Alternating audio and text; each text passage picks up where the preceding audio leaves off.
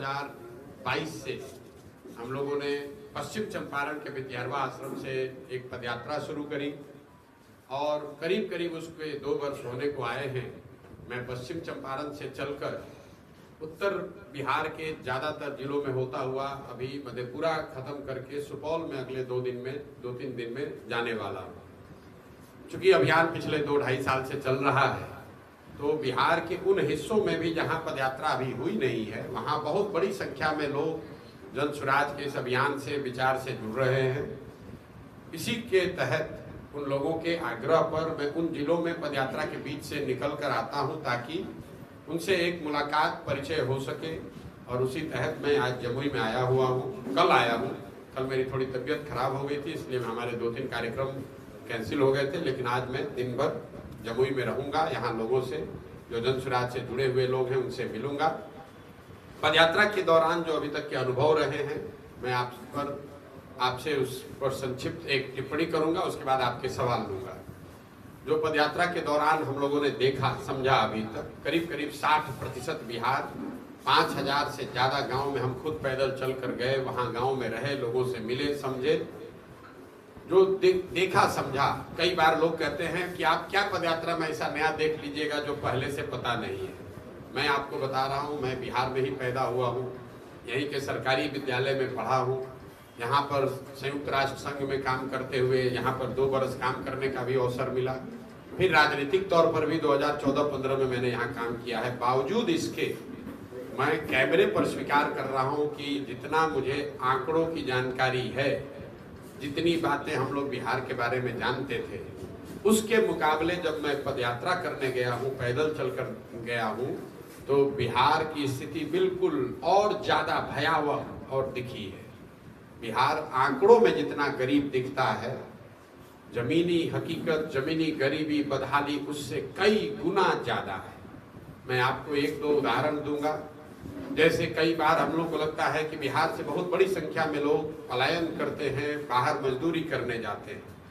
ये बात सबको पता है, इसमें नई बात कुछ नहीं है। लेकिन ज़्यादातर लोगों को लगता है पलायन गरीबों की समस्या है, जिसको नौकरी नहीं है, वो साधन पैसा कमाने के लिए बाहर जाता है। पदयात्रा के दौरान मेरा अनुभव है कि पलायन वो समस्या है जिससे बिहार का कोई परिवार अछूता नहीं है। फर्क बस इतना है कि जो गरीब का बच्चा है वो बाहर मजदूरी करने जा रहा है, जो संभ्रांत या मध्यम वर्गीय परिवार के बच्चे हैं उनके बच्चे पढ़ने और नौकरी करने जा रहे हैं, लेकिन बाहर हर परिवार का बच्चा जा रहा है। परिवार की परिकल्पना ही खत्म हो गई है। गांव में जब हम लोग जाते हैं तो ज्यादातर ऐसे प्रखंड पंचायत में जहां पर बाढ़ का असर है, वहां तो 60-70% युवा छोड़कर चले गए। गांव में सिर्फ महिलाएं मिलती हैं, बुजुर्ग मिलते हैं, छोटे छोटे बच्चे मिलते हैं। और परिवार में नौकरी करते हुए कोई परिवार के साथ रहे, इसकी परिकल्पना ही खत्म हो गई है। शायद ही कोई ऐसा घर मिलता है जहां पति पत्नी, बाल बच्चे, माँ बाप सब एक साथ रहते हैं। लोगों ने ये धारणा बना ली है कि अगर कोई कमाने जा रहा है, इसका मतलब है कि उसको परिवार छोड़कर ही जाना है। अगर कोई अच्छा पढ़ने वाला है तो निश्चित तौर पर उसको बाहर ही जाना है। अगर नौकरी करना है तो उसको बाहर ही जाना है। मैं आपको ये बताने की कोशिश कर रहा हूँ कि आंकड़े ये बताते हैं कि कितने लाख लोग बाहर मजदूरी करने गए हैं, पलायन किया है। आंकड़े ये नहीं बताते हैं कि पलायन की वजह से परिवार की परिकल्पना ही बिहार में कहीं न कहीं खत्म होती दिख रही है। परिवार के साथ रहना, एक साथ रहना, पर्व त्योहार मनाना, एक दूसरे के सुख दुख में साथ खड़े होने की बात ही खत्म हो गई है। इसी तरह करीब शिक्षा का हाल है। बिहार में शिक्षा की स्थिति बहुत अच्छी कभी नहीं थी। हम खुद सरकारी विद्यालय से पढ़े हैं बिहार में, लेकिन हर प्रखंड में, जिले में 2-4 विद्यालय ऐसे जरूर थे जहां पढ़कर आप, सरकारी विद्यालय से पढ़कर भी आप आगे बढ़ सकते थे। लेकिन पिछले 30-40 सालों में बिहार की शिक्षा व्यवस्था इस तरह से ध्वस्त हुई है कि अब कोई ऐसा विद्यालय नहीं बचा है जहां पर पढ़ाई हो रहा है। मैं एक लाइन में कहता हूं कि बिहार की शिक्षा व्यवस्था को अगर आपको एक लाइन में बताना हो तो यहाँ के विद्यालयों से खिचड़ी बट रही है और कॉलेज से डिग्री बट रही है। पढ़ाई दोनों में कहीं नहीं हो रहा है। कई बार लोगों को लगता है कि ये खिचड़ी बटने से विद्यालय में पढ़ाई नहीं हो रहा है। कुछ लोग बताते हैं कि नियोजित शिक्षकों की क्वालिटी खराब है, इसलिए शिक्षा व्यवस्था खराब है। मैं आपको बता रहा हूं, मेरा अनुभव है कि शिक्षा व्यवस्था इसलिए नहीं खराब है कि स्कूल से खिचड़ी बट रही है, क्योंकि अगर खिचड़ी बटने से पढ़ाई खराब होती तो 7वें क्लास से ऊपर के विद्यालयों में तो खिचड़ी नहीं बट रहा है, वहां पढ़ाई क्यों नहीं हो रहा है। अगर नियोजित शिक्षकों की वजह से शिक्षा व्यवस्था खराब होती तो साइंस कॉलेज और पटना कॉलेज में पढ़ाई क्यों नहीं हो रहा है, लंगट सिंह कॉलेज में पढ़ाई क्यों नहीं हो रहा, वहां तो नियोजित शिक्षक नहीं पढ़ाते हैं। बिहार में शिक्षा व्यवस्था इसलिए ध्वस्त हुई है कि कहीं ना कहीं समाज और सरकार, मैं अंडरलाइन कर रहा हूं, सिर्फ सरकार नहीं, समाज और सरकार दोनों की नजर में शिक्षा की प्राथमिकता है ही नहीं। दोनों के लिए शिक्षण संस्थाएं जो हैं वो सरकारी लाभ बांटने का केंद्र बन गया है। तो अगर आपका बच्चा किसी विद्यालय में पढ़ता है, अगर आपको साइकिल का पैसा नहीं मिला, पोशाक का पैसा नहीं मिला, तो आप जाकर हेडमास्टर से झगड़ा करते हैं। लेकिन उसी विद्यालय में अगर आपके बच्चे को साल भर कोई नहीं पढ़ा रहा है तो आप माता पिता के तौर पर जाकर वहां आवाज नहीं उठाते हैं। सरकार ने भी ये चिंता छोड़ दी है कि स्कूल में पढ़ाई हो रहा है कि नहीं। ये समता मूलक शिक्षा नीति बनाने के नाम पर हर जगह विद्यालयों के भवन बना दिए गए। नतीजा ये हुआ है कि जहाँ विद्यालय का भवन है वहाँ शिक्षक नहीं है, जहाँ शिक्षक है वहाँ भवन नहीं है, जहाँ दोनों है वहाँ बच्चे नहीं है, जहाँ तीनों है वहाँ पढ़ाई नहीं है। तो अगर बिहार में शिक्षा व्यवस्था सुधारना है तो सबसे पहले समाज और सरकार दोनों की प्राथमिकता में शिक्षा को लाना है। इसीलिए आप देखते हैं कि सुबह से शाम तक हम लोग जन सुराज में एक ही बात कह रहे हैं कि गरीबी से निकलने का एक जो मूल आधार है वो है शिक्षा। जब तक आपके बच्चे पढ़ेंगे नहीं तब तक बिहार से दुर्दशा खत्म होने वाली नहीं है। तीसरी जो यहाँ पर एक समस्या बहुत बड़ी दिखी, जो कि सर्वस्पर्शी एक तरह से कह सकते हैं, वो किसानों की बदहाली जो है। लोग यहाँ समझते हैं कि बाढ़ आने की वजह से किसान की बदहाली है। मैं आपको बता रहा हूँ कि बिहार में जो किसानों की बदहाली है उसके 3 मूलभूत कारण हम लोग को समझ में आ रहे हैं। पहला, बिहार में भूमि सुधार का लागू न होना। बिहार देश के बड़े राज्यों में शायद एकमात्र ऐसा राज्य है जहां पिछले 75 साल में भूमि सुधार को लेकर कोई प्रयास नहीं किया गया है। नतीजा ये है, एक आंकड़ा दे रहा हूं उसको याद रखिए, बिहार में भूमिहीनता का दर है 60%। मतलब 100 परिवार जो बिहार में रहते हैं उसमें 60 परिवार के पास एक धूर 1 इंच जमीन नहीं है। देश में यह औसत है 38, मतलब देश में 100 में 38 लोगों के पास जमीन नहीं है। बिहार में समाजवाद और सामाजिक न्याय की राजनीति के बाद भी देश 100 में 60 लोगों के पास जमीन नहीं है। भूमि सुधार न लागू होने की वजह से करीब करीब 1/3 एग्रीकल्चर योग्य जमीन जो है वो उसका मालिकाना हक डिस्प्यूटेड है। पता ही नहीं है कि उसका मालिकाना हक है किसके पास। सरकार ने पट्टा बांट दिया, उसका अधिकार नहीं मिला। किसी को जमींदारी वाली जब कानून लगाकर जमीन कब्जा हो गया। एग्रीकल्चर प्रोडक्टिविटी कम होने की मूल वजह है जमीनों का मालिकाना हक यहाँ पर तय नहीं है और 1/3 से ज्यादा जमीन पर किसी न किसी तरह का न्यायिक विवाद चल रहा है, जिसकी वजह से उन जमीनों पर की प्रोडक्टिविटी बेहतर नहीं है। दूसरी जो यहाँ बड़ी समस्या है वो जल संसाधन, जल का जो कुप्रबंधन है। आप और हम जानते हैं कि बिहार में 50% जमीन ऐसी है जहां बाढ़ का खतरा है, इसकी खूब चर्चा भी होती है। लेकिन जो बाकी बच गया 50%, उसमें करीब आधी जमीन ऐसी है जहां जल जमाव यहाँ बहुत बड़ी समस्या है। जो नेपाल से तराई से लगते हुए एरिया है वहां नदियों के रास्ते बदलने की वजह से जो खेत बर्बाद हो रहा है वो बहुत बड़ी समस्या है। और बिहार एकमात्र ऐसा राज्य है जहां पिछले 10 वर्ष में सिंचित भूमि की मात्रा 11% कम हो गई है।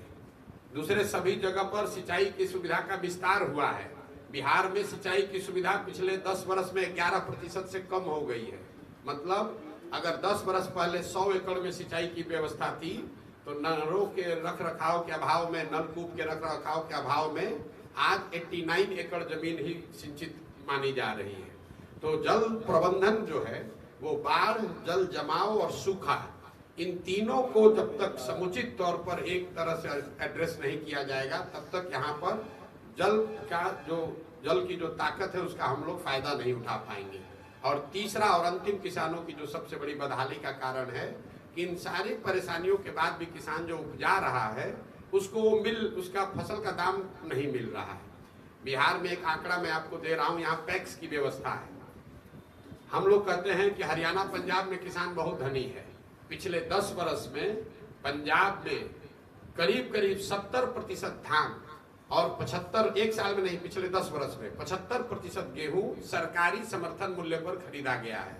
बिहार में पिछले 10 वर्ष में 13% धान और 1% गेहूं ही सरकारी समर्थन मूल्य पर खरीदा गया है। नतीजा क्या है? एक आर्थिक सर्वेक्षण बताता है कि बिहार में हर साल आप जो उपज करते हैं, जो किसान यहाँ पैदा कर रहा है, उसको उसका भाव न मिलने की वजह से करीब करीब 20,000 करोड़ रुपए का नुकसान हो रहा है। हर साल 20,000 करोड़ रुपए का नुकसान इसलिए हो रहा है कि जो कुछ भी आप पैदा कर रहे हैं, धान, गेहूं, मक्का, आलू, बैगन, जो आप ईख पैदा कर रहे हैं, उसका दाम न मिलने की वजह से बिहार के किसानों का 20,000 करोड़ रुपए का नुकसान हो रहा है। तो ये जो 3 सबसे बड़ी समस्या दिखी, पलायन, शिक्षा का ध्वस्त होना और किसानों की बदहाली, इसके अलावा जो 3 सबसे ज्यादा सुने जाने वाला शब्द है वो है सरकारी विभागों में फैला हुआ भ्रष्टाचार, सरकारी योजनाओं में काटे जाने वाला पीसी और अपराध अधिकारियों की मनमानी। लोग बताते हैं कि लालू जी के राज में बिहार ने अपराधियों का जंगल राज देखा है। आज की जो सरकार है, नीतीश जी की जो सरकार है, ये अधिकारियों का जंगल राज है। चाहे आप जनप्रतिनिधि हैं, पत्रकार हैं या सामान्य व्यक्ति हैं, बिहार में सिर्फ और सिर्फ अधिकारियों की मनमानी है। जो कुछ वो कहेंगे वही होगा। जितनी जो जनप्रतिनिधियों की व्यवस्था है, चाहे वो वार्ड सदस्य हो, मुखिया हो, समिति हो, प्रमुख हो, जिला पार्षद हो, सबके अधिकारों को करीब करीब अधिकारियों ने, सरकार ने अपने हाथ में ले लिया है। सत्ता और संसाधन का पूरी तरीके से केंद्रीकरण हो गया है। पटना में बैठा हुए मुख्यमंत्री और मुख्यमंत्री के कार्यालय में बैठे हुए 4-5 अफसर ही बिहार के 13 करोड़ लोगों की तकदीर का फैसला कर रहे हैं। तो ये बहुत बड़ी जो समस्या है, आप लोग भी देखते हैं, गांव चलते हुए लोग हमको बताते हैं कि नीतीश का जो आज राज है, इसको अधिकारियों का जंगल राज कहें तो कोई इसमें दिक्कत नहीं है, कोई इसमें अतिशयोक्ति नहीं होगी। लोग उदाहरण देकर भी बताते हैं कि भैया लालू जी के राज में जो अपराधी था वो गन लगाकर लूटता था, नीतीश के राज में अधिकारी कलम लगाकर लूट रहे हैं। लालू जी के राज में जैसे अपराधी किसी से डरता नहीं था, उसी तरह नीतीश के राज में अधिकारी भी किसी से डरता नहीं है, वो पैसा लेगा ही लेगा। एक छोटा सा आपको उदाहरण दे रहा हूँ, आप लोग डेली देखते होंगे, बिहार में दाखिल खारिज और रसीद कटाने में जिस लेवल का भ्रष्टाचार अभी हो रहा है, आज से 10 वर्ष पहले नहीं था। 10 वर्ष पहले हर जमीन के रसीद कटाने के लिए आपको पैसा नहीं देना पड़ता था, लेकिन आज स्थिति ये है कि राजस्व विभाग से जुड़े हुए कर्मचारी, जब तक आप उनको 2,000 से 25-30 हजार 50,000 पैसा नहीं देंगे, आपके जमीन का दाखिल खारिज नहीं हो सकता है, रसीद नहीं कट सकता है। दूसरा जो शब्द है, सरकारी विभागों में फैला हुआ भ्रष्टाचार। करीब करीब ये सर्वविदित, सर्वमान्य है कि कोई ऐसा विभाग नहीं है, कोई ऐसा सरकारी काम नहीं है जो बिना पैसा दिए हुए कुछ न कुछ काम हो सके। नीतीश बाबू के पहले टर्म में 2005 से 2010 तक पहली बार बिहार के लोगों को ये लगा था कि ये जो खुदरा चोरी भ्रष्टाचार, इस पर अंकुश लगा था। लेकिन अभी सरकार में किसी भी विभाग में जाइए, चाहे आपको जाति प्रमाण पत्र बनाना है, आयु का प्रमाण पत्र बनाना है, FIR कराना है, पासपोर्ट का वेरिफिकेशन कराना है, कोई भी सरकारी काम कीजिए उसमें पैसा लगना ही लगना है। और तीसरी जो बड़ी बात लोग बता रहे हैं, नया शब्द जो बिहार में पिछले 4-5 वर्षों में आया है, उसका वो है PC, जो विशुद्ध तौर पर दलाली का अंग्रेजी नाम है। योजना चाहे केंद्र की हो या राज्य की, हर योजना में 10% से 40-50% तक PC कटेगा ही कटेगा। और बिहार में काम की व्यवस्था हो या न हो, PC के काटे जाने और उसके बंटवारे की व्यवस्था बहुत सुंदर बनी हुई है। जैसे यहाँ पर केंद्र सरकार की एक योजना चल रही है, केंद्र सरकार की योजना है प्रधानमंत्री गरीब कल्याण योजना। लाभार्थियों को 5 किलो अनाज मिलना है, लेकिन लाभार्थियों को मिल रहा है 4 किलो अनाज। 20% की चोरी हो रही है। पैसा कहाँ जा रहा है? क्यों 1 किलो कम मिल रहा है? वो इसलिए कि बिहार के हर प्रखंड में, हर जिले में 30 से 35 रुपए प्रति क्विंटल के दर से इस पर PC काटा जा रहा है। और यह PC कट कर विधायक, सांसद और अधिकारियों, जनप्रतिनिधियों के बीच में बांटा जा रहा है। ज्यादातर जगहों पर विधायक भी 6 से 8 रुपए प्रति क्विंटल के हिसाब से पैसा वसूल रहे हैं। और ये पूरा काम करने के लिए बाकायदा यहाँ पर माफिया हो गया है। ये अनाज को पैसे में कन्वर्ट करना और उस पैसे का फिर से बंटवारा करना और फिर उसी अनाज को चैनलाइज करना। हर जिले में लोग बताते हैं 2-4 लोग बड़े यहाँ पर अनाज के माफिया हो गए, जो नया काम शुरू हो गया है। इसी तरीके से आप कोई राज्य सरकार की योजना देख लीजिए। हम लोग यहाँ विशेष राज्य के दर्जे की बात कर रहे हैं। मैं आपको एक आंकड़ा दे रहा हूँ। पिछले साल मनरेगा में बिहार को अगर 100 रुपया मिल सकता था, तो यहाँ की सरकार और अधिकारियों की लापरवाही की वजह से हम लोग सिर्फ 39 रुपया लेकर आए। मनरेगा में बिहार सरकार का जो कार्य है वो देश में सबसे नीचे है। हम लोग का 39% ही पैसा हम लोग मनरेगा में लेकर आए। तो अगर 100 रुपया मिलना था तो 39 रुपया ही आया, और जो पैसा आया मनरेगा में 40% की दर से पीसी काटा जा रहा है। तो अंततः जमीन पर 24 रुपया ही काम के लिए पहुंचा। तो योजना चाहे केंद्र की हो या राज्य की, हर में पीसी कटेगा ही कटेगा। अब एक अंतिम बात कहकर आपका सवाल लेंगे। लोगों को रोजगार नहीं है, लेकिन बिहार में 3 इंडस्ट्री बहुत तेजी से फैली है। यहाँ जो युवा है उसको आप दिग्भ्रमित कह लीजिए या मजबूर युवा कह लीजिए, वो 3 क्षेत्र है जो नीतीश की सरकार में लोगों को नौकरी रोजगार मिला है। वो है शराब माफिया के साथ अगर आप काम, गैर कानूनी शराब का अगर आप कारोबार करना चाहते हैं तो गांव-गांव में 2-4-10 लड़के मिल रहे हैं जो शराब के गैर कानूनी काम में लगे हुए हैं। दूसरा है बालू माफिया। यहाँ पर रोड पर हम लोग चलते हैं, अगर 10 ट्रक ट्रेलर मिलता है तो उसमें लिख कर रखिए कि 3-4 ऐसे ही हैं जो बालू के अवैध खनन और ढुलाई से जुड़े हुए हैं। और तीसरा जो मैंने आपको बताया, ये अनाज के जो माफिया हैं। ये तीनों क्षेत्र है जहाँ यहाँ के लोगों को रोजी रोजगार जिसमें मिला हुआ है। आप अगर रोजगार उसको समझते हैं तो अगर बिहार में जमीनों का क्रय विक्रय का आप आंकड़ा निकालेंगे तो आपको पता चलेगा कि पिछले 10 साल में ज्यादातर जमीन खरीदने वाले वो लोग हैं जो शराब और बालू माफिया से जुड़े हुए हैं या उस तरह के अवैध कारोबार से जुड़े हुए हैं। पूरा समाज का ताना बाना इससे गड़बड़ हो रहा है। और इसी वजह से नीचे जो आप देख रहे हैं इतनी परेशानी हो रही है कि लोग नीचे जो लड़के हैं वो पढ़ाई लिखाई छोड़कर बाकायदा शराब माफिया उनको मोटरसाइकिल दे रहा है मुफ्त में कि मोटरसाइकिल लो, 4 बोतल शराब इधर का उधर करो, 2-4 हजार रुपया कमा लो। या फिर बालू का अवैध खनन खरीद बिक्री में लगो, उससे आप 2-4 हजार रुपया कमा लो। इसी का एक वजह है कि आपको बिहार में क्राइम भी बढ़ता हुआ दिख रहा है।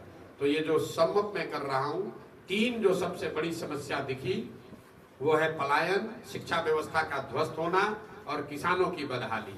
3 जो सबसे ज्यादा सुने जाने वाला शब्द है वो है अधिकारियों की मनमानी, सरकारी विभागों में फैला हुआ भ्रष्टाचार और सरकारी योजनाओं में काटे जाने वाला पीसी।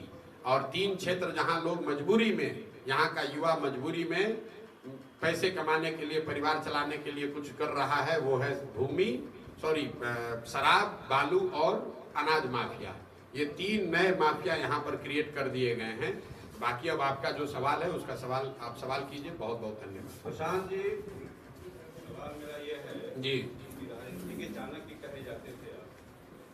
लोगों कई पार्टियां हैं जिसकी आप रणनीति बनाते थे कि वो सत्ता में बैठे। आखिर क्या मजबूरी प्रशांत किशोर को अपनी पार्टी बनानी पड़ रही है और इसका क्या ब्लूप्रिंट है, क्या रोड मैप है? देखिए, ये आपको लग रहा है कि हमारी कोई मजबूरी है। पहली बात तो हम कोई चाणक्य नहीं है। 2-4-5 चुनाव जिताकर आप चाणक्य नहीं बन जाते हैं। चाणक्य तो सदियों में कोई एक विद्वान पैदा हुआ जिसकी कोई सानी नहीं है। लेकिन आपका जो हवाला आप जो दे रहे हैं मेरे काम का, पिछले 10 वर्षों में मैंने देश के 10 अलग अलग राज्यों में लोगों की, हमने चुनावी दलों की, लोगों की मदद की, नेताओं की मदद की, उनको जिताने में हमारा कुछ थोड़ा बहुत योगदान भी रहा। लेकिन उस 10 वर्ष के काम के अनुभव के आधार पर मैंने पाया कि दलों और नेताओं के जीतने से समाज में सुधार आ जाए ये जरूरी नहीं है। ये काम मैंने बिहार में भी करके देखा। 2015 में मैंने यहाँ नीतीश जी की सरकार को बनाने में अपना कंधा लगाया। 185 से ज्यादा सीट जीत कर आए। जितने लोग जीत कर आए उसमें मंत्रिमंडल में जो लोग शामिल हुए उसमें भी हमारी भूमिका रही। 7 निश्चय का एक बहुत बड़ा बृहद प्रोग्राम भी बनवाया, बिहार विकास मिशन की स्थापना भी कराई। लेकिन मैं ये देख रहा हूं कि उससे कोई लाभ नहीं हुआ, क्योंकि जो लोग सरकार में जीत कर आए, जीत कर आते समय तो उन्होंने बड़ी बड़ी बात कही, जो मैंने उनको सुझाव दिया उसको माना। लेकिन जीत कर आने के बाद उन्होंने उस काम को नहीं किया। कई लोग कहते हैं भैया उस समय आप मदद किए, उसी समय काहे नहीं सुधारे। आप जरा बताइए, अगर बिहार में 7 निश्चय का पहला निश्चय था बिहार के हर बेरोजगार युवा को, 18 से 35 साल के बेरोजगार युवा को कम से कम 1000 रुपया महीना मिलना चाहिए, ताकि वो मजबूरी में कहीं जाकर मजदूरी न करे। आज तक बिहार में एक लड़के को भी वो रुपया नहीं मिला। 7 निश्चय योजना का ये पहल संकल्प था कि बिहार में 1 करोड़ से ज्यादा परिवार के बच्चों को 12वीं से आगे पढ़ाई के लिए सरकार बैंकों से कर्ज दिलवाए सस्ते दर पर, ताकि परिवारों पर बोझ न पड़े और बच्चे पढ़ लिख कर रोजगार पा सके। बिहार सरकार के आंकड़े के हिसाब से अभी 10 से 12 वर्षों में सिर्फ 9 लाख बच्चों को ही इसका लाभ मिला। इस योजना को भी ठंडे बस्ते में डाल दिया गया। 7 निश्चय की योजना थी कि बिहार के हर गली नाली और सड़कों का पक्कीकरण कर दिया जाए, क्योंकि करीब करीब 23% जो FIR है गांव में, वो पानी के निकासी से जुड़े हुए लड़ाई झगड़े से जुड़ा हुआ था। लेकिन 80,000 करोड़ रुपया की इस योजना में जितनी लूट हुई है, कहीं पर नाली गली बना नहीं। बिहार 7 निश्चय की योजना का ये संकल्प था कि बिहार के हर घर में नल से पानी पहुंचे, क्योंकि 2014 में सिर्फ 3% घरों में यहाँ नल से पानी मिल रहा था। उस योजना में 25,000 करोड़ रुपया खर्च हुआ, लेकिन ज्यादातर जगहों पर पानी नहीं पहुंचा है। तो योजना तो बनी, लेकिन उसको क्रियान्वित करने वाले जो लोग हैं, उनकी नियत, उनके प्रयास, उनके बुद्धिमत्ता, उनके पराक्रम में कमी रही, उसकी वजह से फायदा नहीं हुआ। इसीलिए हमने ये संकल्प, आपने कहा क्या मजबूरी है, हमको कोई मजबूरी नहीं। हमको ना पैसे की जरूरत है, ना पद की जरूरत है, ना हमको कोई पारिवारिक हमको परेशानी है कि हमको बिहार में कुछ चाहिए। हमारी अपनी दुनिया बहुत अच्छी चल रही है। लेकिन मैं बिहार क्यों आया हूँ? बिहार इसलिए आया हूँ कि इसी मिट्टी इसमें जन्म हुआ है। हमारे दादा यहीं पर बैलगाड़ी चलाते थे, मजदूर थे।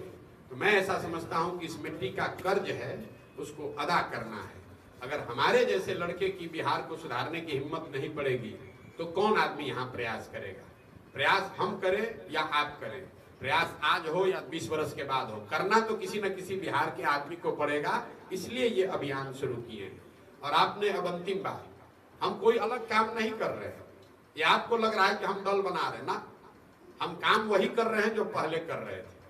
पहले हम क्या करते थे?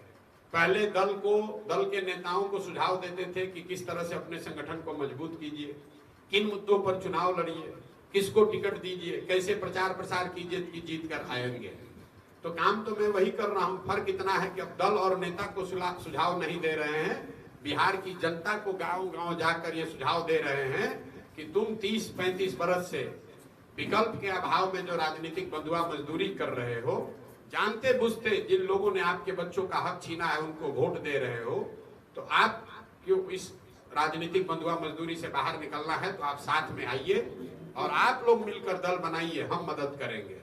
स्वाभाविक तौर पर लोग कहते हैं भैया दल तो बनाना चाहते हैं, लेकिन मेरे पास साधन नहीं है, व्यवस्था नहीं है, पैसा नहीं है, चुनाव लड़ने की समझ नहीं है। तो हम जन सुराज वही विकल्प है, वो प्लेटफॉर्म है जो कह रहा है कि अगर आपके पास पैसा नहीं है तो चिंता मत कीजिए, आपके पास चुनाव लड़ने की समझ नहीं है तो कोई बात नहीं है, लेकिन अगर आपके पास बिहार सुधारने का जज्बा है, नियत है, तो साथ में आइए। पैसे और व्यवस्था की चिंता अपने भाई, अपने बेटे प्रशांत किशोर पर छोड़िए। गरीब से गरीब बच्चा भी बिहार का अगर चुनाव लड़ना चाहता है, राजनीति में आना चाहता है, उसमें अगर क्षमता है तो उसको किसी चीज की चिंता करने की जरूरत नहीं है। हम रोज मंच से, कैमरे पर कह रहे हैं, बिहार में दल पैसा लेकर आपसे राजनीति कराते हैं, आपके पैसे पर अपना चमकाते हैं। जन सुराज वो व्यवस्था है जिसमें प्रशांत किशोर कह रहे हैं कि आप आइए, साधन, पैसा, सलाह सब हम आपको देंगे, लेकिन अपने और अपने बच्चों के लिए खड़ा होइए, ताकि बिहार में आने वाली पीढ़ी को मजबूरी में मजदूरी करने के लिए बिहार से बाहर नहीं जाना पड़े। इसके बाद भी अगर बिहार के लोग खड़े नहीं होंगे तो आप अपने भाग्य और अपने परिस्थिति के लिए खुद ही जिम्मेवार होंगे। तो जन सुराज प्रशांत किशोर का दल नहीं है, प्रशांत किशोर इसके नेता भी नहीं बनेंगे। हमने घोषणा की है 2 तारीख को बिहार के 1 करोड़ लोग मिलकर दल बना रहे हैं। और उसके बाद प्रशांत किशोर की भूमिका क्या होगी? प्रशांत किशोर जो आज कर रहे हैं वही करेंगे। दल बनने के बाद भी, जैसे आज गांव गांव 2 बरस से चल रहे हैं, दल बनने के बाद भी गांव गांव ही चलते रहेंगे। हाँ, लेकिन जैसे कभी ममता बनर्जी को मदद करके जिताया, कभी नीतीश को मदद करके जिताया, वैसे जो 1 करोड़ लोग मेरे कहने पर मेरी बात सुनकर इस विचार से जुड़कर दल बना रहे हैं, अब उसको जिताने की जिम्मेवारी और ठेका प्रशांत किशोर का है। हम उस दल को, जन सुराज को मदद करेंगे, उसकी रणनीति बनाएंगे, क्योंकि वो बिहार के लोगों का दल होगा, बिहार के बच्चों के भविष्य को सुधारने का प्रयास है, इसलिए प्रशांत किशोर अब उसके रणनीतिकार होंगे। तो 2 अक्टूबर के बाद प्रशांत किशोर जन सुराज दल, जो जन सुराज 1 करोड़ लोग बिहार के मिलकर बना रहे हैं, उसके रणनीतिकार होंगे। हम इसके नेता नहीं हैं। नेता तो जो चुन कर आएगा वो बनेगा। हमने उस दल का ठेका लिया है, बिहार के उन लोगों का ठेका लिया है जो साथ में आकर दल बनाकर बिहार में अपने और अपने बच्चों की तकदीर को बदलना चाहते हैं। लेकिन प्रशांत जी, सवाल ये उठता है कि जब 2 अक्टूबर को आप पार्टी का अनाउंस करेंगे, चुनाव तो लड़ेंगे 2025 का। बिल्कुल, दल जन सुराज 243 सीट लड़ेगा, 242 नहीं, याद रखिए। तो जन सुराज जो लोग बिहार के मिलकर बना रहे हैं वो 243 सीटों पर चुनाव लड़ेगा। और प्रशांत किशोर उस दल के रणनीतिकार कह लीजिए, सूत्रधार कह लीजिए, मददगार कह लीजिए। ये हमारी गारंटी है कि उन लोगों को मदद करके उनको सही तरीके से चुनाव लड़ाकर जनता के आशीर्वाद से उसको जिताकर लाएंगे, ताकि अगले साल जब यहाँ चुनाव रिजल्ट आए तो बिहार में जनता का राज कायम हो, लालू नीतीश भाजपा से इस राज्य का मुक्ति मिले। बिल्कुल चुनाव नहीं लड़ेंगे प्रशांत किशोर। प्रशांत किशोर कल्याण अभी कैसे कर रहे हैं, गांव गांव जाकर लोगों को समझा रहे हैं कि जो गलती कर रहे हो, तुमने जाति पर वोट दिया, तुमने धर्म पर वोट दिया, तुमने 5 किलो अनाज के लिए वोट दिया, तुमने मंदिर मस्जिद के लिए वोट दिया, तुमने नाली गली के लिए वोट दिया, तुमने नेताओं के लिए वोट दिया। एक ही मंत्र प्रशांत किशोर समझा रहे हैं, एक बार जीवन में अपने बच्चों के पढ़ाई और रोजगार के लिए वोट दो और वो मिलेगा, इसकी गारंटी प्रशांत किशोर दे रहे हैं। जीत कर कोई भी आए, सुनिए 2 बरस में मैंने जितने भी सभाएं की हैं, आप उसका फुटेज निकाल लीजिए इंटरनेट से, कहीं पर मैंने नहीं कहा है कि वोट किसको देना है। हम सिर्फ एक ही बात बता रहे हैं कि एक बार बिहार की जनता ये संकल्प ले कि अब इस बार वोट सिर्फ और सिर्फ अपने बच्चों की पढ़ाई और रोजगार के लिए देंगे। और जिन लोगों ने हम लोगों के बच्चों को अनपढ़ और मजदूर बनाया है, चाहे वो अपने जात के हैं कि अपने धर्म के कि अपने विचारधारा पर, उनको वोट नहीं देना है। वोट नेताओं का चेहरा देखकर नहीं देना है, वोट बच्चों का चेहरा देखकर देना है। लोग ये कहते हैं बच्चों का चेहरा देखकर देने से क्या होगा, हम आपको बताते हैं क्या होगा। बिहार की जनता ने मोदी जी का चेहरा देखकर वोट दिया, तो चाय बेचने वाले मोदी जी आपके हमारे वोट की ताकत से, देश की जनता के वोट की ताकत से आज देश के राजा हैं। बिहार की जनता ने लालू जी का चेहरा देखकर वोट दिया, तो साधारण परिवार के लालू जी, गाय भैंस चराने वाले लालू जी, 30 वर्ष से वो और उनका परिवार बिहार का राजा है। आपने नीतीश का चेहरा देखकर वोट दिया, तो साधारण परिवार के वैद्य के लड़का, साधारण इंजीनियर नीतीश कुमार 18 वर्ष से आप पर, हम पर शासन कर रहे हैं। ये जन सुराज की सोच है, प्रशांत किशोर की सोच है कि जिस दिन आप अपने बच्चों का चेहरा देखकर वोट देंगे, आपके वोट में इतना ताकत है, आपका बच्चा भी कभी बेरोजगार नहीं रहेगा। वोट चाहे जिसको भी दीजिए, जिसको मन है उसको वोट दीजिए, लेकिन अगर वोट अपने बच्चों के लिए देंगे, नेताओं के लिए नहीं, जाति के लिए नहीं, तो आपके बच्चों की स्थिति भी बदलेगी। अच्छा प्रधान जी, एक सवाल है इसमें, पर्दे के पीछे रहकर राजनीति किया करते थे दूसरे दल को जिताने के लिए, अब जन सुराज बनाकर पूरे बिहार में घूम रहे हैं, कितना चुनौती है? कोई चुनौती नहीं, ये पर्दे के पीछे और आगे। अभी तो आपको हमने आप बताया, हम 15 में यहाँ आए, जदयू जिसको नीतीश कुमार को हमने मदद करी, उसकी कितनी ताकत थी। जदयू को बिहार में भाजपा ने राजनीतिक तौर पर रौंद दिया था, 2 सीट था मिला था जदयू को। उस जदयू को फिर से संगठित करके, मजबूत करके, उसी नीतीश कुमार को जिसको पूरे बिहार की जनता ने हरा दिया था, उसको 4 महीने में इतनी बड़ी ताकत बनाकर लड़ाए कि भाजपा को पानी पीने को नहीं मिला यहाँ। तो अगर हम जदयू को सुझाव देकर ये काम कर सकते हैं, जिस ममता बनर्जी को भाजपा ने बंगाल में हरा दिया था उनको मदद करके जिता सकते हैं, तो बिहार के सब लोग मिलकर दल बना लेगा तो उसको काहे नहीं जिता सकते। हमारे पास दल नहीं था, यही तो आपको, हमारे पास दल नहीं था। अगर आप समझिए कि जन सुराज पहले से लोगों का एक दल होता और प्रशांत किशोर आकर उसकी मदद करते, रणनीति उसकी बनाते, आप उसको सीरियसली लेते कि नहीं लेते? आप कहते कि भाई इस बार प्रशांत किशोर नीतीश का, लालू का नहीं, भाजपा का नहीं, ये जो जनता ने दल मिलकर बनाया है उसका अभियान चला रहे हैं, आप सीरियसली लेते? तो अब लीजिए 2 तारीख को दल लोग मिल के बना लेंगे और 2 तारीख के बाद साल भर हमारे पास है उस दल को लड़ा कर जिता कर लाने का। आप चिंता मत कीजिए, आप देखिए कैसे आग फैलेगा। अभी तो दल बना नहीं है, आप पत्रकार हैं, यहां से लेकर दिल्ली तक हलचल मचा हुआ है। जन सुराज का क्या होगा, कितनी तेजी से लोग बढ़ रहे हैं। कोई कह रहा है भाजपा का वोट काटेंगे, कोई कह रहा है महागठबंधन आरजेडी का वोट काटेंगे। आरजेडी वाला सोच रहा है कि उसके लालटेन से किरासन तेल निकल रहा है। भाजपा वाला सोच रहा है भैया जिसको बंधुआ मजदूर लालू का डर दिखाकर वोट लेते थे वो सब छोड़कर चला जाएगा। हम आपको कैमरे पर बोल रहे हैं, अपने 10-12 बरस के अनुभव के आधार पर बिहार की जनता इतनी ज्यादा त्रस्त है कि जिस दिन ये दल बना और इस दल के लोगों ने ईमानदारी से साल भर प्रयास किया तो न जदयू का वोट कटेगा, न भाजपा का, न आरजेडी का। दोनों तीनों को जनता बिहार की काट कर साफ कर देगी और बिहार में जनता का राज अगले साल बनेगा। ये लिख कर रखिए। अगर हमारी बात पर भरोसा नहीं तो अभी देखिए कि रुपौली में क्या हुआ।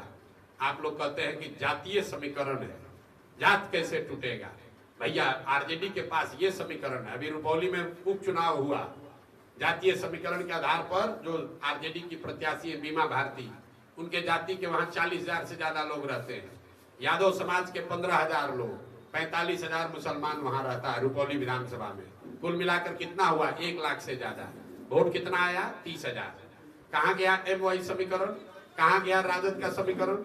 आप लोग कहते हैं अति पिछड़ा के नेता नीतीश कुमार है, एनडीए है। ये लोग लड़ाई रुपौली में कलाधर मंडल जी को, और वहां लोगों ने समीकरण बनाया। अति पिछड़ा 1,20,000 है उस कंस्टिट्यूंसी में। दोनों को पानी पीने को नहीं मिला। जीता कौन? वो व्यक्ति जीत कर आया जिसकी जाति के वहां 7-8 हजार लोग रहते हैं। तो बिहार के लोग ये भ्रम मत पालिए कि जाति के नाम पर ही बंधुआ मजदूरी चलती रहेगी। ये बंधुआ मजदूरी इसलिए चल रही थी कि बिहार के लोगों के सामने कोई बढ़िया विकल्प नहीं था कि लालू के डर से भाजपा, भाजपा के डर से लालू। ये चीज अब चलने वाली नहीं है। और जिस दिन लोग इससे निकल गए तो ये मुफ्त का वोट लेने वाले दल, इनको कोई पूछने वाला नहीं है। इसीलिए त्राही त्राही मचा हुआ है, क्योंकि मुफ्त खोरी की दलों को आदत लग गई है। उनको मालूम है, आरजेडी को मालूम है कि सबसे ज्यादा गरीब बदहाल फटेहाल मुसलमान है, लेकिन चुनाव आएगा भाजपा का डर दिखाएंगे और सब मुसलमानों का वोट ले लेंगे। यही हाल भाजपा एनडीए वालों का है। अपना क्या काम किया ये नहीं बताता है। लालू के जंगल राज की बात करता है कि चुनाव 5 वर्ष काम नहीं किए, लूटे, और जब चुनाव आएगा कहेंगे भैया हमको वोट नहीं दोगे, लालू का जंगल राज आ जाएगा, डर के मारे फिर सब लोग वोट दे देंगे। ये अभियान बिहार के लोगों की राजनीतिक बंधुआ मजदूरी से आजादी का अभियान है, ताकि अपने बच्चों की पढ़ाई और रोजगार के लिए लोग जगे, सजग हों और ऐसे लोगों का चुनाव करें जो उनके हिसाब से सही है, न कि मजबूरी में भाजपा के डर से लालू को और लालू के डर से भाजपा को वोट दें। जब प्रशांत जी होगी आप किसके साथ जाना? एनडीए में ऐसा कोई समीकरण बनता है तो आप किसके साथ? आप ज्यादा समीकरण हमसे ज्यादा जानते हैं। हमारा गठबंधन, जन सुराज का गठबंधन बिहार की जनता से पहले ही हो गया है।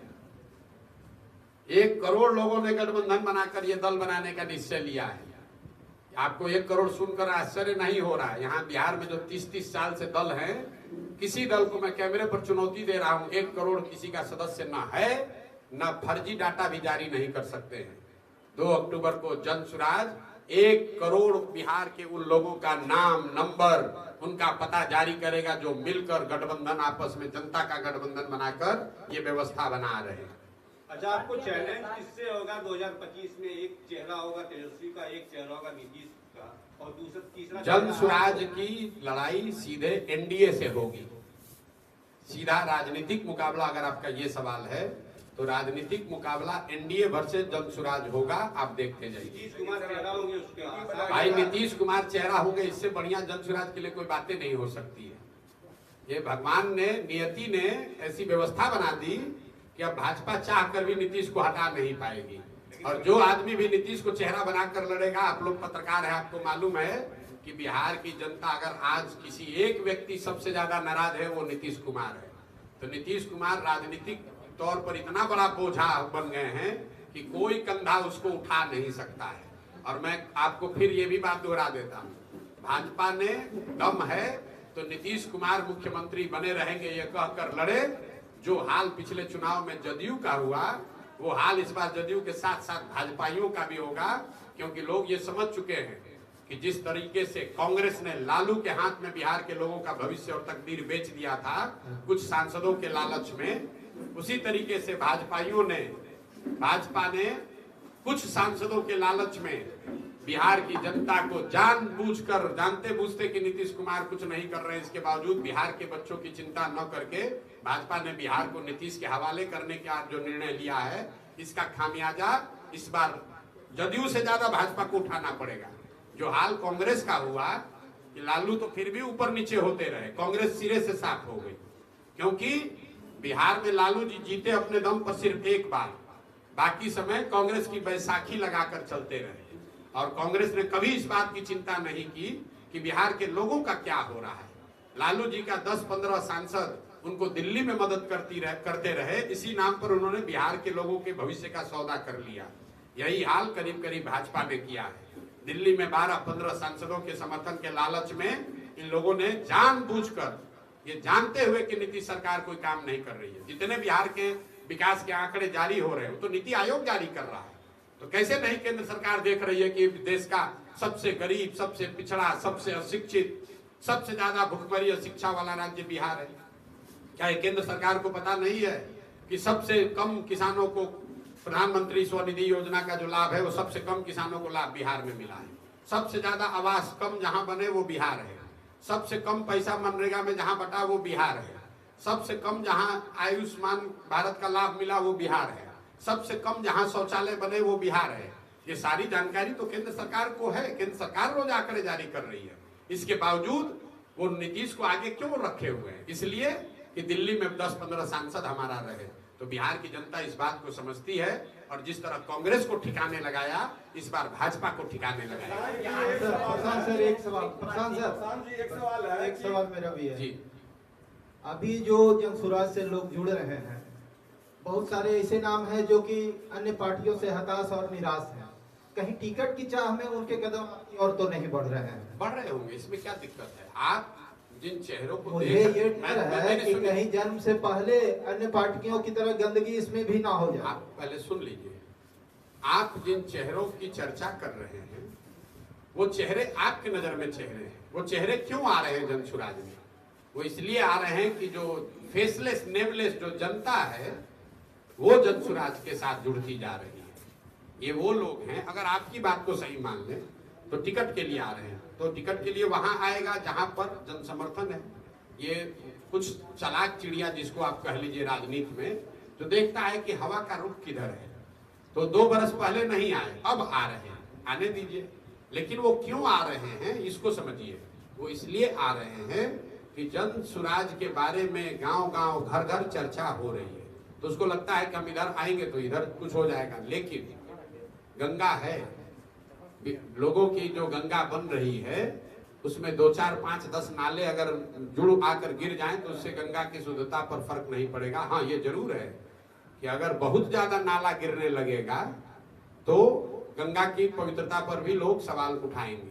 तो मैं आपको आश्वस्त कर रहा हूं, जो 1 करोड़ लोग की बात हो रही है उसका नाम पता आप नहीं जानते हैं।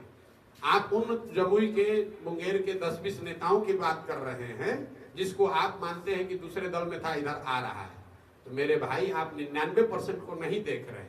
तो ये एक जो जनसुराज का जो जन सैलाब है, जो गंगा है, वो 99% उन लोगों का सैलाब है जिनके बाबूजी विधायक MP नहीं है, जो राजनीति में नहीं है, जो लोग यहाँ बहुत बड़े ताकतवर लोग नहीं है लेकिन सही नियत वाले लोग हैं। नई व्यवस्था को बनाने की जिनमें छटपटाहट है वो लोग हैं, जिनको गांव-गांव जाकर हमने अनुनय विनय करके हाथ जोड़कर जोड़ा है, वो लोग हैं। तो आप चिंता न करें, कोई भी व्यवस्था बनाइएगा उसमें कुछ सही गलत होता ही रहता है। 24 कैरेट का जो सोना है उससे गहना नहीं बनता है।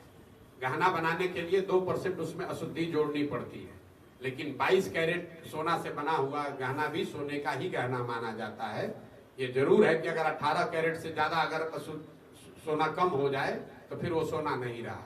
तो इस बात की आप गारंटी रखिए कि जन सुराज में जिन लोगों को जिम्मेवारी मिल रही है, जो बड़े पद पर आएंगे, जो टिकट लड़ेंगे, टिकट लेकर लड़ेंगे, वो लोग होंगे जो समाज ने कभी सोचा न हो, या अगर सोचा हो तो ये सोचा हो कि अगर ऐसा व्यक्ति कभी आ जाता तो हमारा कल्याण होता। ऐसे लोगों को घर घर से जाकर निकाल रहे हैं। और आपको एक और आंकड़ा दे देते हैं जिसके लिए आप हमारा गर्दन पकड़िएगा। जन सुराज में 2/3 से ज्यादा लोग वो लोग चुनाव लड़ेंगे जो पहले जीवन में कभी चुनाव नहीं लड़े हैं, या किसी राजनीतिक में, ज्यादातर लोग उसमें राजनीति में रहे ही न हो। ऐसे लोगों को चुनाव लड़ाया जाएगा। जो राजनीति में रहा है उसी ने तो बर्बाद किया है, उसी को फिर से लड़ाने के लिए और नई व्यवस्था की बात करने का क्या मतलब है। तो 2/3 से ज्यादा लोग वो लोग चुनाव लड़ेंगे जो समाज के परखे हुए लोग हैं, राजनीति में नहीं है, राजनीति में नहीं रहे हैं लोग। लेकिन ये अभियान की ताकत है कि पहली बार लोग कह रहे हैं कि ना भैया आप प्रयास कर रहे हैं, हम भी आ रहे हैं, इसमें कंधा लगाएंगे। उसमें पत्रकार भी होंगे, उसमें इस राज्य के सबसे बड़े डॉक्टर वकील भी होंगे, इस राज्य के सबसे बड़े ब्यूरोक्रेट्स भी होंगे, इस राज्य के सबसे बड़े शिक्षाविद भी होंगे। आप देखेंगे कि किस तरह के लोग बिहार में जन सुराज से चुनाव लड़ते हैं। बिहार में ये आप लोगों ने धारणा बनवा दी है कि जमीनी नेता का मतलब यह है कि जो शर्ट के ऊपर गंजी पहने वही बिहार का नेता है, जिसको ना भाषा का ज्ञान है, ना विषय का ज्ञान है, जिसको बोलने नहीं आता है, जो मजाक का खुद विषय है, पूरे बिहार का मजाक उड़वाता है, उसी को आप लोग नेता बताते हैं। जो बालू माफिया, शराब माफिया है, उसको आप मजबूत विकल्प बताते हैं। हम आपको बता रहे हैं कि इसी बिहार के गांव-गांव से हम ऐसे लोगों को ढूंढ कर निकाल रहे हैं जिसके बारे में वो आदमी खड़ा हो तो आपको गर्व होगा कि अच्छा बिहार में ये भी आदमी है जो अंग्रेजी भी बोलता है, फ्रेंच भी बोलता है, भोजपुरी भी बोलता है, और ये बिहार का नेता है, बिहार का लड़का है। ऐसे लोगों को खड़ा करने का संकल्प है जन सुराज में। कौन? काम्या मिश्रा जन सुराज ज्वाइन कर रही है। काम्या मिश्रा क्यों ज्वाइन करें? काम्या मिश्रा तो यहाँ की है ही नहीं। काम्या मिश्रा के बारे में मैं कोई टिप्पणी नहीं कर सकता हूँ। वो अभी उन्होंने रिजाइन किया है, लेकिन काम्या मिश्रा उड़ीसा की रहने वाली हैं, बिहार की नहीं है। जहां तक IAS IPS की बात है, आपको ऑन रिकॉर्ड बता रहे हैं कि 217 कल रात तक 217 IAS IPS एलाइड या बड़े इस तरह के सर्विसेज से लोग ज्वाइन जन सुराज कर चुके हैं, जो पहले इन सर्विसेज में रहे हैं। अन्य राज्यों में, अन्य क्षेत्रों में आप देखते हैं बड़ी एक फहरिस्त है। कई लोग तो ये भी कह रहे हैं भैया जन सुराज जितना ही रिटायर्ड बड़े बड़े अफसर हैं, इनका एक जगह बनता जा रहा है। ऐसी बात नहीं है। तो 1 करोड़ लोगों में 200 से ज्यादा IAS IPS एलाइड सर्विसेज जो दुनिया भर में लोगों ने काम अनुभव किया है, वो लोग भी जुड़े हुए हैं। सबसे बड़ी संख्या में बिहार का कोई ऐसा जिला नहीं है जहां का टॉप मोस्ट डॉक्टर और वकील जन सुराज का हिस्सा नहीं है। जमुई भी इसमें शामिल है। आप यहाँ के जितने बड़े डॉक्टर हैं उनसे जाकर पूछ लीजिए, वो आपको बताएंगे कि वो जन सुराज से जुड़े हुए हैं। बिहार में, जमुई में, आप जमुई देखिए, बिहार की बात छोड़िए, जमुई में अभी पदयात्रा नहीं हुई है। अभी आलम यह है कि यहाँ पर जितने बड़े वकील हैं वो सब लोग जन सुराज में हैं, जितने बड़े डॉक्टर हैं वो सारे लोग जन सुराज में हैं, जितने बड़े यहाँ समाज सेवी व्यवसायी हैं उसमें ज्यादातर लोग जन सुराज में। आप लोग पत्रकार हैं, जाकर उनसे पूछिए कि प्रशांत किशोर ने दावा किया आप जुड़े हैं कि नहीं जुड़े हैं, और अगर वो हाँ ना बताएं तो फिर हमारा गर्दन पकड़िएगा। प्रशांत किशोर जी पहले एक बार बताते हैं, आंदोलन से अभी तक जो भी पार्टी आई है उसका पुराना अनुभव रहा कि आज के समय में वो भ्रष्टाचार में आखंड डूबे हुए हैं, जो भी जिस स्टेट में वो पार्टी है। आपका भी अभियान से ये पार्टी उपज रहा है। पहले तो आपको इतनी समझ बनानी चाहिए कि अभियान और आंदोलन में फर्क है। और हम 2 बरस से गांव-गांव घूम कर कह रहे हैं कि जन सुराज में और प्रशांत किशोर की जो अपनी सोच है, हमारा आंदोलनों में कोई यकीन नहीं है। किसी भी आंदोलन से दुनिया में, अगर आप थोड़ा बहुत पढ़े लिखे व्यक्ति हैं, पढ़िएगा तो आपको पता चलेगा कि फ्रांस की क्रांति को अपवाद के तौर पर छोड़ दीजिए, तो दुनिया में किसी भी आंदोलन से मानव सभ्यता के विकास में कोई बहुत बड़ा योगदान नहीं हुआ है। जैसे बिहार में जेपी का आंदोलन हुआ, उससे बिहार की व्यवस्था नहीं सुधरी। कई लोगों को लगता है जब जेपी से नहीं सुधरा तो जन सुराज से कैसे सुधरेगा। हम आपको बताते हैं क्यों नहीं सुधरा। जेपी का आंदोलन था उस समय की सत्ता से इंदिरा जी को हटाने, कांग्रेस को हटाने के लिए। उस आंदोलन की आंच इतनी थी कि आपने सत्ता से इंदिरा जी को हटा दिया, लेकिन जेपी के आंदोलन में बिहार को बदलने बनाने की कोई व्यवस्था नहीं की गई थी, इसलिए वो हुआ नहीं। और ये सिर्फ जेपी के आंदोलन की बात नहीं है, मैं कह रहा हूं दुनिया में जितने आंदोलन आज तक जीवन में हुए, जितने मानव सभ्यता के इतिहास में हुए हैं, क्यों ऐसा है? क्योंकि आंदोलन जो है वो तेज हथियार के जैसा है। उससे आप बड़े से बड़े वृक्ष को काट सकते हैं, लोगों को सत्ता से हटा सकते हैं, सल्तनतों को उखाड़ कर फेंक सकते हैं, लेकिन नए समाज का सृजन नहीं कर सकते हैं। सृजन एक धीमे चलने वाली प्रक्रिया है। अगर आपके पास बढ़िया हथियार है, बड़े पेड़ को एक दिन में काट लीजिएगा, लेकिन कैसा भी हथियार हो, पौधे को पेड़ बनाने में समय लगता है। तो जन सुराज आंदोलन नहीं है। इसमें 2 बरस में हमने कहीं धरना प्रदर्शन नहीं किया, चक्का जाम नहीं किया, बिहार बंद का नारा नहीं दिया, किसी नेता और दल के विरोध में नहीं बोले। सिर्फ और सिर्फ लोगों को ये रास्ता बताए कि तुम्हारी परेशानी बदहाली का कारण क्या है और इस कारण से, इस बदहाली से निकलने का रास्ता क्या है। लोग जब अपने व्यवहार में, अपने आचार विचार व्यवहार में जब वो परिवर्तन लाएंगे, उससे नई व्यवस्था का सृजन हो सकता है। तो जन सुराज ना आंदोलन है, ना आंदोलन से निकाल कर कोई दल बनाने का प्रयास है। प्रशांत जी, मेरा एक सवाल है कि जिस बिहार में आपकी लड़ाई चल रही है, वहाँ जातिवाद में लोग वकील, डॉक्टर और यहाँ तक कि अपराधी को भी जातिवाद के आधार पर चुनते हैं। ऐसे बिहार में आपकी सबसे बड़ी चुनौती दल से ज्यादा जातिवाद होगी, और आप कैसे लड़ेंगे? बिल्कुल नहीं होगी। ये भी समाज के लोगों की एक सुपरफिशियल अंडरस्टैंडिंग बना दी गई है कि बिहार में हर व्यक्ति जाति पर ही वोट देता है। 2-3 बातें इसको गहराई से समझिए, क्योंकि सबसे ज्यादा ये सवाल पूछा जाता है, जाति से कैसे निपटिएगा। तो पहली बात तो ये समझिए कि जाति सिर्फ बिहार में महत्वपूर्ण उसकी भूमिका नहीं है। देश के हर राज्य में, उत्तर प्रदेश में, गुजरात में, महाराष्ट्र, कर्नाटक, आंध्र प्रदेश में भी जातियों का इतना ही योगदान है जितना बिहार में है। अब आप ये जांच कर देखिए कि क्या बिहार में सिर्फ जाति पर ही लोग वोट देते हैं। आगे क्या होगा वो छोड़ दीजिए, पीछे क्या हुआ है उसको देखिए। बिहार में मोदी जी के नाम पर लोग भाजपा को वोट दे रहे हैं। तो मोदी जी के जाति के कितने लोग बिहार में रहते हैं, आप बता दीजिए। क्या मोदी जी भाजपा को वोट देने वाला हर व्यक्ति मोदी जी के जाति का है? नहीं है। लालू जी के वोट का एक बहुत बड़ा आधार मुसलमानों का आधार है। वहाँ जाति को धर्म से रिप्लेस किया गया। अब आ गए ना, अभी तो आपने कहा सिर्फ जाति है, अब आ रहे धीरे धीरे। आपने कहा सिर्फ जाति है, आप खुद कह रहे नहीं, वहाँ जाति के अलावा धर्म भी है। मुसलमान जो है वो लालू जी के जाति का नहीं है। 18% वोट है, मुफ्त में ये वोट आरजेडी को देता है, वो तो लालू जी के जाति का नहीं है। क्यों देता है? आप कहिएगा भाजपा के डर से देता है। तो बिहार में सिर्फ जाति पर वोट पड़ता है, ये भ्रम मत पालिए। मैं आपको उदाहरण देकर समझा देता हूँ। 2000 यहाँ बिहार में 1984 में कांग्रेस पार्टी को बहुत बड़ी सफलता मिली, राजीव गांधी के नेतृत्व में दिल्ली में सरकार बनी। बिहार में भी कांग्रेस को बहुत बड़ी सफलता मिली। आपसे पूछेंगे तो आप बताइएगा कि भैया वो वोट उस समय जो इंदिरा गांधी की मृत्यु हुई थी, उससे जो सहानुभूति की लहर बनी, उसकी वजह से कांग्रेस को वोट पड़ा। इसको लिख लीजिए कि इंदिरा गांधी की मृत्यु हुई, उससे जो बनी सहानुभूति की लहर थी, उसमें समाज के हर वर्ग ने कांग्रेस को वोट दिया। फिर आपसे पूछेंगे कि 1989 में क्या हुआ, आप बताएं। बीपी सिंह को कैसे वोट पड़ गया, जनता दल को वोट कैसे पड़ा? तो आप बताएंगे कि भैया वोट उस समय बीपी सिंह जनता दल को नहीं पड़ा, बोफोर्स बहुत बड़ा मुद्दा था, भ्रष्टाचार बहुत बड़ा मुद्दा था। लोगों ने भ्रष्टाचार बोफोर्स के विरोध में वोट किया और जो भी जनता दल से खड़ा हुआ उसको टिकट मिला। इसको भी लिख लीजिए। फिर आपसे पूछेंगे 2014 में क्या हुआ, मोदी जी के नेतृत्व को भाजपा को कैसे वोट मिल गया? आप बताइएगा भाजपा को वोट नहीं मिला, भाजपा का तो कुछ है ही नहीं बिहार में। बिहार के नेता तो लालू नीतीश थे, लेकिन मोदी जी का इतना बड़ा छवि बन गया, एक व्यक्ति का ने पूरे समाज का जो परिकल्पना है उसको जीत लिया। तो लोगों ने सब जाकर, बड़े छोटे सब ने जाकर वोट दिया मोदी जी को।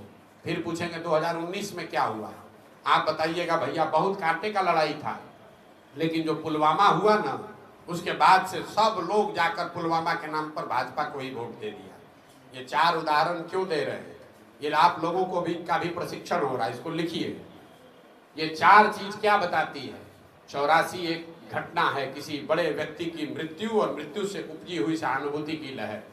1989 एक विषय है भ्रष्टाचार, बोफोर्स और उससे बनी हुई लहर। 2014 एक व्यक्ति है मोदी और मोदी के द्वारा बनी हुई लहर।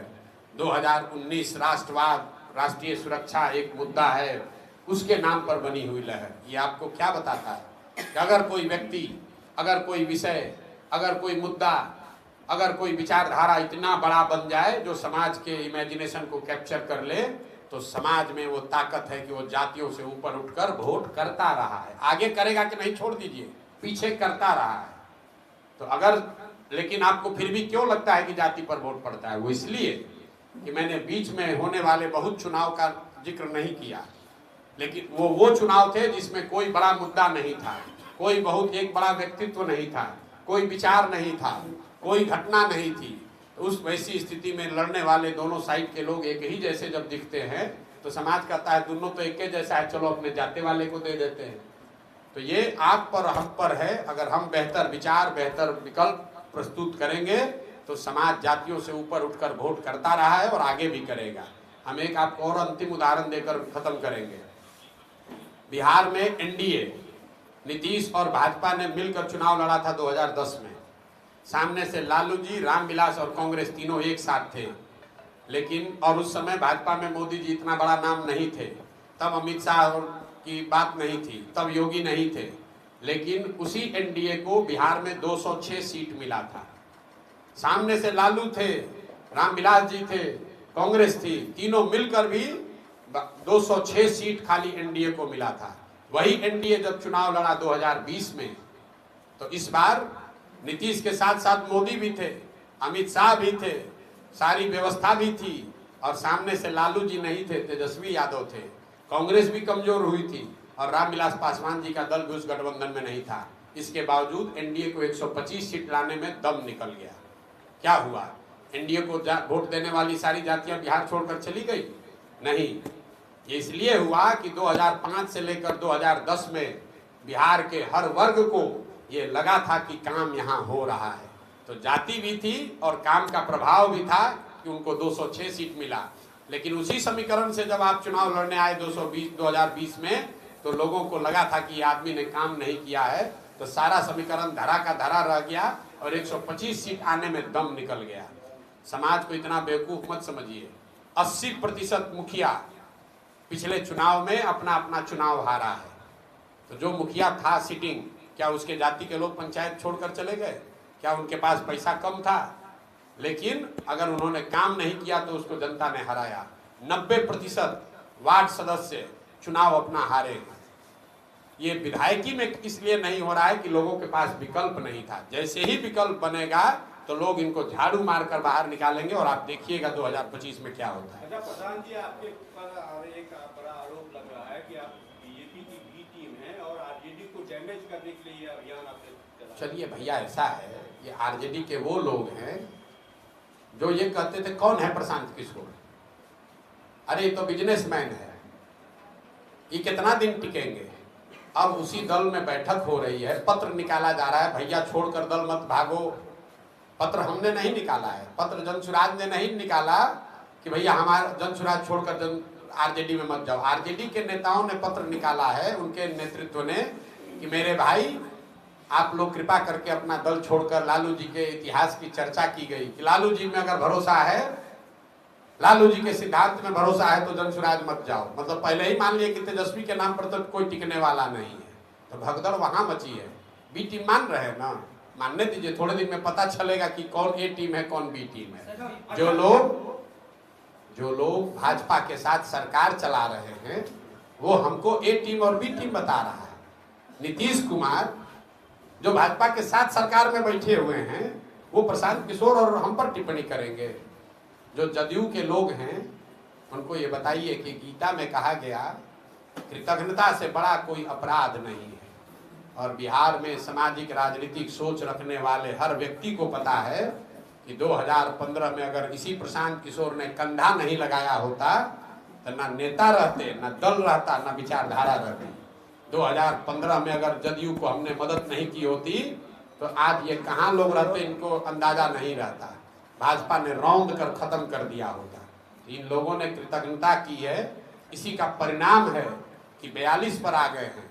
और मैंने ये लिख कर दिया है और आपको भी बता रहे हैं, अगली बार अकेले लड़े, भाजपा के साथ लड़े कि महागठबंधन में लड़े, जदयू को 20 सीट नहीं आएगा। इन लोगों ने बिहार की जनता के साथ विश्वासघात किया है। प्रशांत किशोर तो एक साधारण व्यक्ति है, इनके खून में, इनके स्वभाव में, इनके नियत में खोट है। ये इन्होंने सबके साथ धोखा किया है अपनी कुर्सी पर बने रहने के लिए, कभी भाजपा के साथ, कभी लालटेन के साथ अपनी कुर्सी पर बने रहने के लिए। ये दल के लोग और इस दल के नेता कुछ भी करने को तैयार है। इसीलिए जब जन सुराज अभियान शुरू किया, आप जाकर देख लीजिए, मीडिया में रिपोर्ट हुआ है, नीतीश कुमार ने 50 बार हमको समझाने की कोशिश की कि भैया वापस आ जाइए। हमने कहा है कि अब फिर से वापस, फिर सियार तरकुल के नीचे नहीं आने वाले। अच्छा, एक सवाल है कि क्या प्रशांत किशोर आने वाले दिनों में बिहार के केजरीवाल होंगे? मेरे भाई, केजरीवाल ने कौन सा अभियान चलाया गांव-गांव में कि आप हमारी तुलना केजरीवाल से कर रहे हैं? सुनिए, अरे उनके कौन है नेता, कौन है उसको छोड़िए। जब स्वराज में जो जुड़ रहे हैं उन्हें पैसा देकर जुड़ा। ठीक बात है, चलिए, तो जो जुड़ रहा है उसको पैसा वो ज्यादा देकर अपने साइड कर ले। भाई पैसे की भी जहां तक बात है तो सरकार में तो जनसुराज है नहीं, बालू और शराब माफिया से पैसा ही लोग लूट रहे हैं। तो मान लीजिए कि लोग कह रहे हैं कि पैसा देके कर रहे हैं, तो आप ज्यादा पैसा देकर रख लीजिए अपने पास। आपसे ज्यादा पैसा किसके पास है? लूटे हुए आप लोग, बिहार को 30 वर्ष से लूट आप लोग रहे हैं। तो वही पैसा का कुछ खर्चा करके जो जमीन लिखवाए हैं, मॉल बनवा रहे हैं, कम से कम कार्यकर्ताओं को ही पैसा देके उसको रोक लीजिए। आरजेडी के एक विधायक कह रहे हैं कि प्रशांत किशोर पांडे हैं, पहले पांडे से वोट लीजिए, उसके बाद दूसरे। अब आरजेडी के विधायक और मंत्री के वक्तव्य पर हम टिप्पणी करने लगे, हमारा ये स्तर अभी हुआ नहीं। बिहार में जितने लोग राजनीति करते हैं, इनके जो आका हैं, जिस दल के भी आका जो भी हैं, जब उनका राजनीति में गाड़ी फंसता है तो वो प्रशांत किशोर से सलाह लेने आते हैं। आरजेडी से ये पूछिएगा नेता से कि जब 15 में चुनाव लड़ रहे थे तो लालू जी ने उनसे पूछ रहे थे, तुम कभी मिले हो प्रशांत किशोर से? तुम्हारे नेता हैं सबसे बड़े लालू जी। लालू जी ने कहा कि यही हम लोग को जो बुद्धि देते हैं तो वैसे चलते हैं, बयान मीडिया में है, जाकर देख लीजिएगा। तो लालू जी गलत कह रहे थे तो यही बता दो। और हमारा नाम प्रशांत किशोर है, हमारे बाबूजी का नाम श्रीकांत पांडे है, ठीक है ना?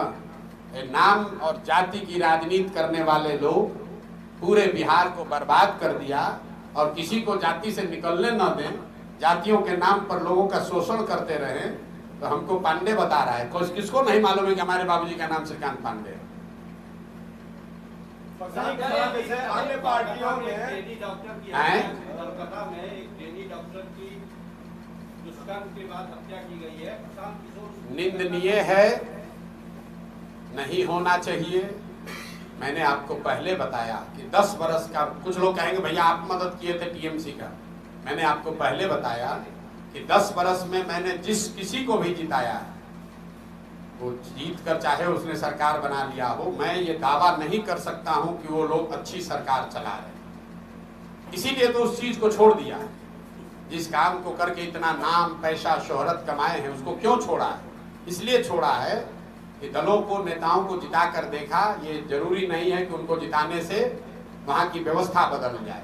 इसीलिए अब ये संकल्प लिया है कि किसी दल और नेता का नहीं, समाज में जनता की मदद करेंगे, जनता का हाथ पकड़ेंगे, जनता को सलाह देंगे ताकि समाज से अच्छे लोग आए और समाज के लिए कुछ अच्छा काम करें।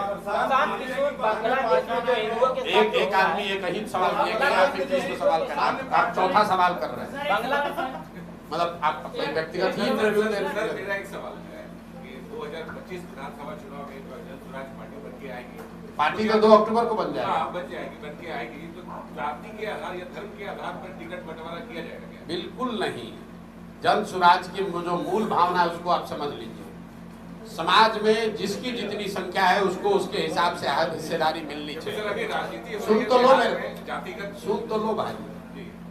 जब बिहार में राजनीति जो चल रही है वही राजनीति हमको करना रहता तो इतनी मेहनत करने की क्या जरूरत है? पटना में बैठेंगे, दल बन जाएगा। बिहार में दल कैसे बनता है? जो दल बनाया, कहा हम इसके नेता हैं और हमारे बाद हमारा बेटा बनेगा। तो जन सुराज की जो सोच है उसको समझ लीजिए। अब क्राइटेरिया आपको ज्यादा मालूम है हमसे, पहले आप बात सुने नहीं है। कैंडिडेट हम कह रहे हैं कि जन सुराज में जिस समाज की जितनी संख्या है उसको उसके हिसाब से भागीदारी हिस्सेदारी सुनिश्चित की जाएगी। दल को बनाने में, दल के पदाधिकारियों में, दल के नेतृत्व में, दल के टिकट में और दल से मनोनीत किए जाने वाले पोस्टों पर। लेकिन इसका आधार जाति नहीं है, इसका आधार ये सोच है कि हर समाज में काबिल व्यक्ति है और हर काबिल व्यक्ति किसी न किसी जाति या समाज का है। अगर बनाने वाले, बांटने वाले के नियत में खोट न हो तो ये बिल्कुल संभव है कि हर जाति, हर समाज के काबिल आदमी को लाकर उस समाज की जितनी संख्या है उतनी हिस्सेदारी, भागीदारी दे दी जाए। जन सुराज ने घोषणा की कि 5 वर्गों में, सामान्य वर्ग, ओबीसी, ईबीसी, मुसलमान और दलित, ये 5 जो बड़े वर्ग हैं, इन 5 वर्गों के लोगों को उनकी जनसंख्या के हिसाब से जन सुराज में भागीदारी का अवसर मिलेगा। सिर्फ भागीदारी का नहीं, इसका नेतृत्व करने का अवसर मिलेगा। ये तय हुआ कि पहली बार दल का नेता कोई दलित समाज से बनेगा। क्यों हुआ तय? इसलिए नहीं कि दलित की राजनीति हो रही है, ये तय इसलिए, उसका आधार जानिए। ये तय इसलिए हुआ पूरे खुले मन से 15,000 लोगों के सामने कि अगर आप घर के मुखिया हैं, आपके 4 बच्चे हैं, आप संपत्ति का बंटवारा करते हैं, एक बच्चा जो सबसे कमजोर है, पिता होने के नाते आपकी चिंता है कि जब संपत्ति का बंटवारा हो तो जो सबसे कमजोर है कहीं वो पीछे न रह जाए। तो हमने जन सुराज बनाने वाले साथियों को यह आह्वान किया है कि सबसे पहले अवसर उसको मिले जो समाज में सबसे पीछे, शैक्षणिक, राजनीतिक, सामाजिक आधार पर जो सबसे पीछे है, उसको सबसे पहला अवसर मिले। तो लोगों ने कहा कि ना भैया, सामाजिक, राजनीतिक, शैक्षणिक स्तर पर सबसे पीछे दलित समाज है, इसलिए जन सुराज में नेतृत्व का अवसर सबसे पहले उस समाज के किसी काबिल आदमी को मिलेगा। लेकिन वो इसलिए नहीं मिलेगा कि वो अनुसूचित जाति का है।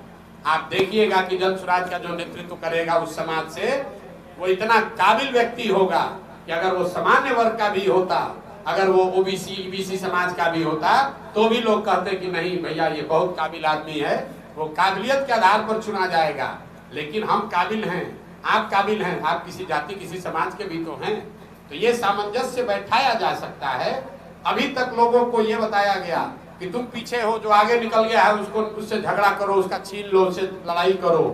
हम ये बता रहे हैं कि जो आगे निकल गए हैं उनको समझा रहे हैं कि जो लोग पीछे छूट गया है उसका हाथ पकड़कर आगे बढ़ाने की जिम्मेवारी आपकी है। ये फंडामेंटल डिफरेंस है बिहार में जो राजनीति किया जा रहा है अभी तक और जो जन सुराज कर रहा है। हम लड़ा नहीं रहे हैं, हम ये कह रहे हैं कि अगर आप आगे हैं तो जो समाज का हिस्सा पीछे छूट गया है उसको आगे बढ़ाने की जिम्मेवारी आपकी है। अभी तक लोग ये कहते हैं कि जो पीछे छूट गया उसको कहता है जो आगे निकल गया तुम्हारा लूटा है, इसको मारकर नीचे गिराओ। इसी में सारा समाज बटा हुआ है। बांग्लादेश में जो बुद्धिजीवी विचार मंच हर जिले में चलाया जा रहा है, देखिए जमुई में है, बिहार की दुर्दशा का कारण देखिए। गांव गांव में घूमते हैं, लोगों को फिलिस्तीन और बांग्लादेश दिख रहा है। गांव में लोग बताता है मोदी जी का सीना 56 इंच का है, उसको ये नहीं दिख रहा है कि अपने बच्चे का सीना 15 इंच का हो गया है खाना खाए बगैर। यहाँ बिहार में और लोगों को कुछ बुझाए चाहे नहीं, राजनीति का खूब चर्चा, बांग्लादेश के परेशानी में पड़े हुए। अपना जमुई के गांव में क्या हो रहा है, बगल में बांका में बालू माफिया क्या कर रहा है वो नहीं पूछेंगे, अपने स्कूल नहीं चल रहा है वो नहीं देखेंगे, बांग्लादेश में क्या हो रहा है, फिलिस्तीन में क्या हो रहा है। मेरे भाई एक बार अपना अपने बच्चों का चिंता कर लो, बांग्लादेश का चिंता करने के लिए देश में बहुत लोग बुद्धिजीवी विचार मंच हर जिले में चलाया जा रहा है, इसका क्या उद्देश्य है? बुद्धिजीवी विचार मंच जो जन सुराज विचार मंच चलाया जा रहा है उसका उद्देश्य ये है कि ये जो विचार है, ये जो परिकल्पना है, ये जो सोच है, ये सामान्य राजनीतिक सोच से अलग है। ये समाज में जाकर लोगों को बताया जाए कि पहला ये विचार है जिसमें कहा जा रहा है कि अपनी स्थिति सुधारने की ताकत आप में है। कोई नेता किसी के पीछे चलने से आपका भला नहीं होगा, जन सुराज के पीछे चलने से भी भला नहीं होगा। जब तक आप अपने और अपने बच्चों की चिंता नहीं करोगे, जब तक अपने बच्चों के लिए खड़ा नहीं होगे, तो चाहे लालू जी के पीछे चलो, नीतीश के पीछे चलो, मोदी के पीछे चलो कि प्रशांत किशोर के पीछे चलो, आपका भला नहीं हो सकता है।